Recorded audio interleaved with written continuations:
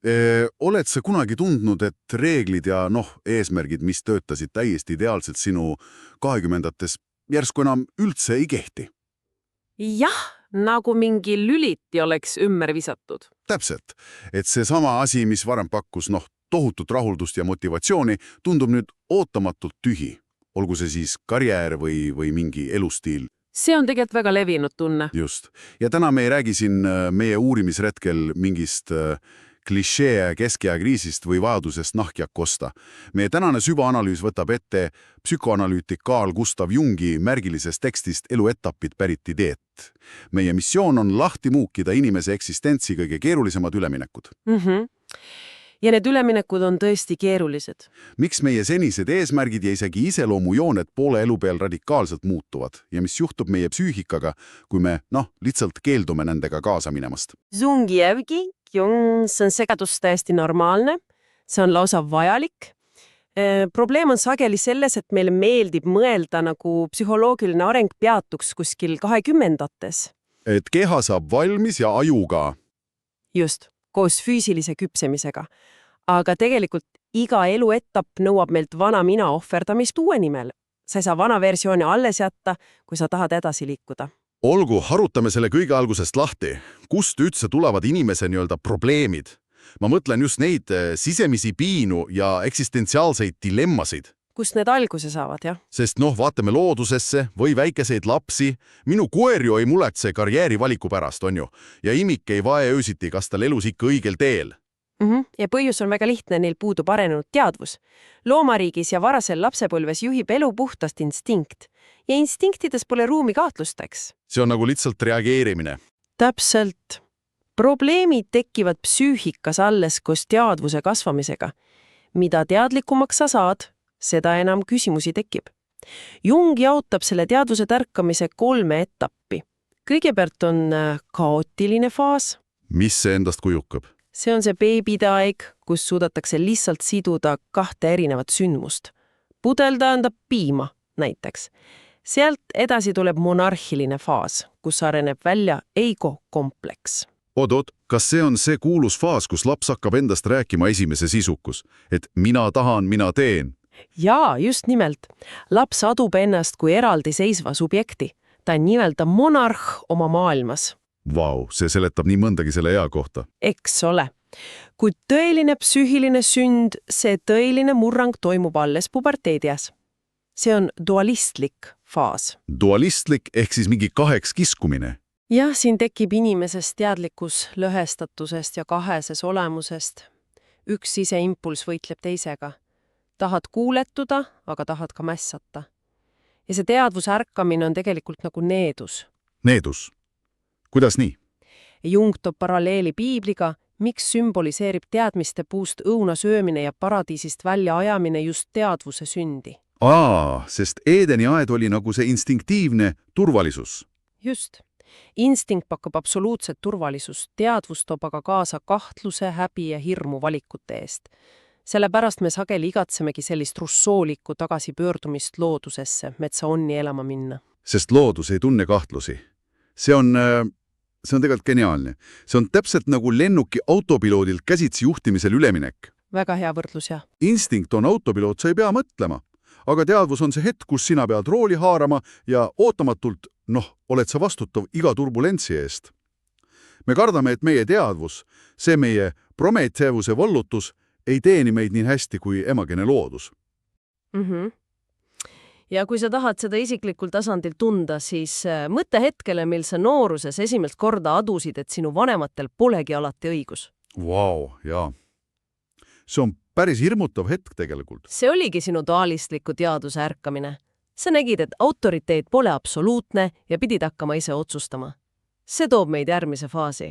Nooruse võitlused. See on siis aeg puberteedist kuni kuskil 35 või 40 eluaastani. Täpselt. See on periood, mille eesmärgiks on laienemine ja maailma haaramine. Goethe nimetas seda diastooliks. Ehk siis nagu südamelihase laienemine ja verega täitumine.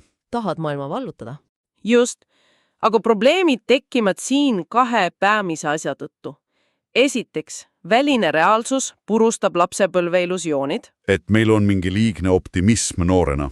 jah, me alahindame raskusi.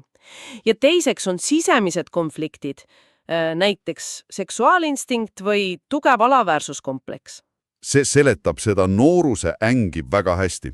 Paeluv on siinjuures see, et sageli pääsevad neist sisemistest probleemidest just need noored, kel on reaalne igapäevane ellujäämisvõitlus. Oot, päriselt, et kui elu on raske, siis psüühika on tervem. Suures pildis küll, sest energia läheb reaalsesse ellujäämisse. Samas kui väga kerge eluga noortel tekivad sageli rasked neuroosid, sest energia pöördub sissepoole. Hoppi. Nii et liiga lihtne elu polegi alati õnnistus. Ei ole. Ja suurim lokk siin perioodis on see, kui inimene keeldub täiskasvanuks saamast. See on vastupanu oma elusfääri raiendamisele ja nii-öelda võõrasele teise mina omaks võtmisele. Nistustesse ja noorusesse see haigestub neuroosi. Aga oota, kas meil poleks kergem lihtsalt nooruspõlve unistustest ja isekusest kinni hoida? Miks see ühiskonnaga kohanemine nii vääramatult vajalik on? Äkki ma tahan olla kunstnik, mitte kontorirott? Jah, aga loodus ja ühiskond ei premeeri isiksust, nad premeerivad saavutusi.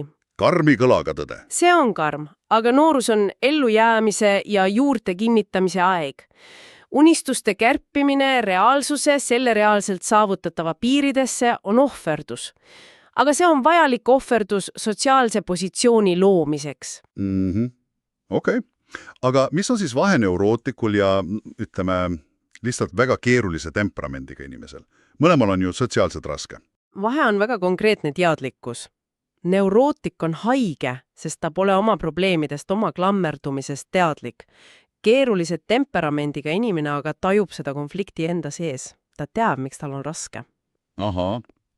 Nii et teadlikkus päästab meid otsesest haigusest, kuigi valu jääb. Just nimelt. Ja siin läheb asi tõeliselt huvitavaks. Oletame, et me saame hakkama. Ehitame elu üles. Ja siis saabub elukeskpäev. Kuskil 35 ja 40 vahel.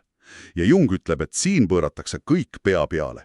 See on suurim psüühiline muutus inimese elus. Kuidas ta seda seletab? Seal oli mingi analoogiaks. Jah, kui ütleme päikest, millel on inimlik teadvus. Hommikul päike tõuseb, laiendab oma valgust ja tema ainus eesmärk on kõrgeim seniit. Kasvada, laieneda. Loogiline. Nagu noorus. Aga keskpäeval kell 12 algab langus ja keskpäev nõuab hommikuste väärtuste totaalselt pea peale pööramist. Jung kirjutas, mis oli suur hommikul, on väike õhtul ja mis oli hommikul tõde, on õhtuks muutunud valeks. Vau! See on päris raputav, et see, mis tõi mulle edu hommikul, on õhtul vale. Kuidas see psüühikas ja füüsises välja näeb? See on lausa bioloogiline. Toimub meeste ja naiste varude ümberpöördumine. Mehed muutuvad sageli pehmemaks, emotsionaalsemaks. Ja naised? Naised arendavad välja teatud meheliku kalkuse, ratsionaalsusel ja sotsiaalse ambitsiooni, mis neil hommikuses faasis ehk varjus oli. Jah, ma mäletan tekstis ühte spetsiifilist näidet. See oli ühe indiaani pealiku unenägu, on ju, kus suur vaim käskis tal elu keskel minna elama naiste ja laste sekka, panna naiste riided selga ja ta tegigi seda. Täpselt. Ja mis mind sealjuures enim hämmastas, ta tegi seda ilma oma hõimus prestiiži kaotamata. Nad kuidagi, mõistsid seda kultuuriliselt. Jah, traditsioonilised kultuurid sageli mõistsid seda muutust. Aga vaatame meie modernset ühiskonda. Jung toib näite Ameerika ärimeestest. Need mehed murduvad 40-ndates, toimub neurootiline kokkuvarisemine. Et nad ei suuda seda hommikust hoogu enam hoida. Jah, temast jääb järele nii-öelda feminiinne mees. Samal ajal aga naised tõmbavad piltlikult öeldes püksid jalga, avavad oma poekese ja panevad selle sama mehe sinna abitöölisena tööle. Nii et rollid vahetuvad täiesti reaalselt. Just, alateadvus rebib tasakaalu tagasi. Aga seal oli ka teine äärmuslik näide sellest vanemast meest, kes proovis hommikust programmi kramplikult edasi elada. See 55-aastane vaga kirikuvanem. Jah, kirikuvanem, see on väga hoiatav lugu. Mees, kes muutus järjest sallimatumaks, kuni ühel ööl istus voodis püsti ja ütles oma naisele. Nüüd ma sain aru, ma olen lihtsalt üks lurjus. Lihtsalt niimoodi plaksust. Ja alla surutud vari murdis välja ja ta raiskas oma järele jäänud aastad ja kogu varanduse metsikule elule. Kujut ette, sa ehitad terve elu mingit vooruslikku fassaadi ja siis see lihtsalt plahvatab. See on tegelikult Kuulaja, kujuta ette, et sinu senine edumudel, sinu karjäär, sinu veendumused muutub korraga sinu suurimaks vaenlaseks. See on hirmutav perspektiiv. Kas siis kõik need meie keskea kriisid nagu uued sportautod ja noortepärased riided ongi tegelikult lihtsalt katsed suruda hommikusprogrammi elu pärastlõunasse? Me üritame kenna tagasi keerata. See on täpselt see. Paaniline klammerdumine eelnevasse.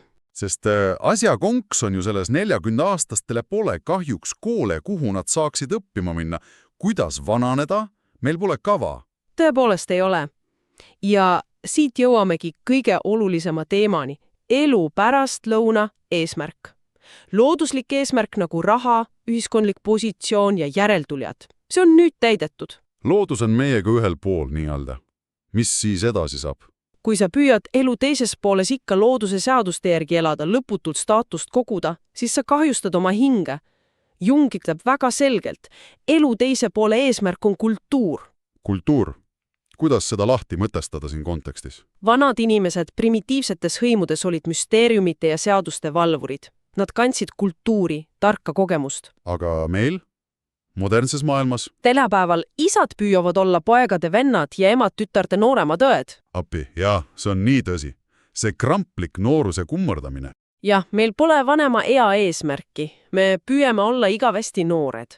Aga kuidas seda eesmärki siis leida? Eriti kui me teame, et füüsiline langus on ees ja surm on paratamatu.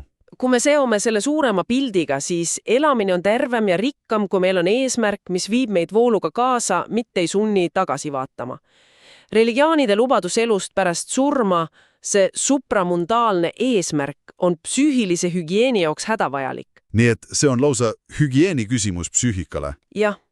Jung kasutab variseva maja analoogiat. Ah jah, meenuta mulle seda. Kui sa tead, et su maja variseb 2 nädala pärast kokku, on kõik sinu elufunktsioonid halvatud. Sa ei tee enam midagi. Istud nurgas ja ootad lõppu. Aga kui sa tunned end turvaliselt, et elul on mingi jätk, elad sa normaalselt edasi.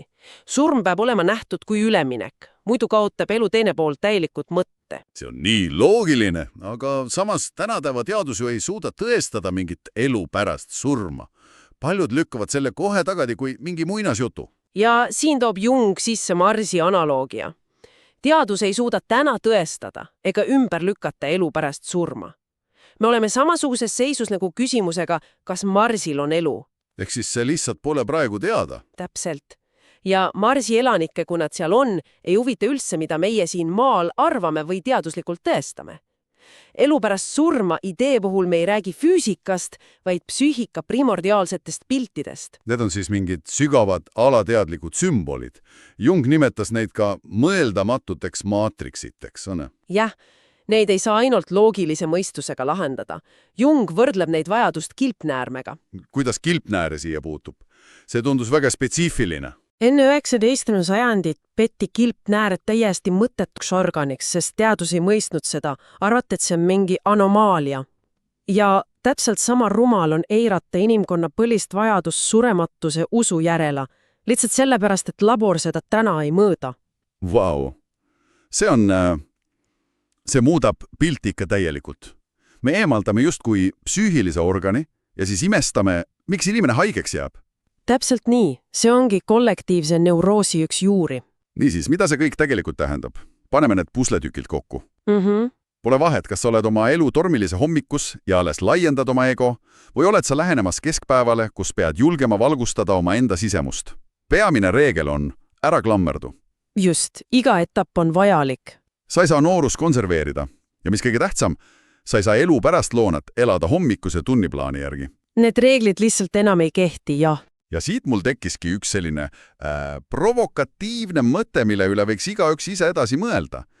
Kui Jung ütleb, et vanema ea eesmärk on olla sügavama kultuuri ja elutarkuse kandja, kuid meie tänapäeva ühiskord kummardab peaaegu eranditult ainult nooruse energiat, innovatsiooni ja seda hullumeelset kiirust. See on paraku tõsi. Kas me pole mitte loomas tervet globaalset kultuuri, mis on haigestunud kollektiivsesse neuroosi? Kultuuri, mis kardab paaniliselt oma enda keskpäeva ja on vissanud minema oma õhtutarkusa. Mõtle sellele.